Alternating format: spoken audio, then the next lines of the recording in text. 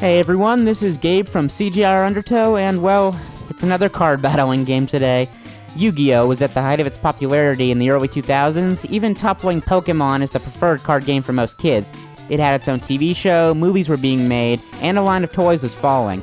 So, of course, there had to be a video game to go along with it. After all, Pokemon had one, and for better or for worse, it is exactly like the card game. This is Yu-Gi-Oh! The Eternal Duelist Soul for the Game Boy Advance.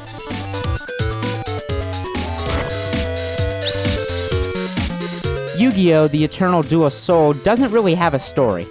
Instead, you play as a new duelist that is basically, well, someone that has never played the card game before. You get a starter deck, and after every victory with this deck, you get a few new cards as a reward. You can also get booster packs and a magazine subscription that comes with free cards. Wait a minute, why is this even a video game? Everything I've just described is possible in real life. But anyway, the game does play exactly like the card game. You go through every phase and you battle an opponent using monsters, magic, and trap cards. However, it may take a little bit of getting used to for newcomers. My friends and I apparently never followed the correct rules when we used to play the card game, so the Eternal Duelist Soul was a little bit different. Yu-Gi-Oh! Isn't a very complicated card game though, so it shouldn't take more than about 10 minutes to get the hang of it.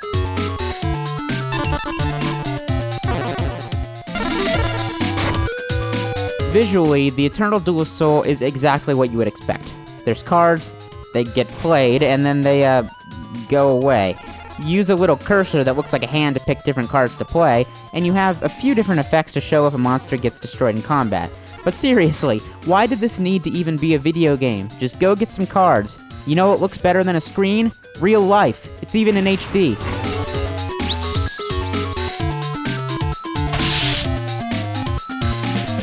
I'm sorry, I'll stop the angry rant.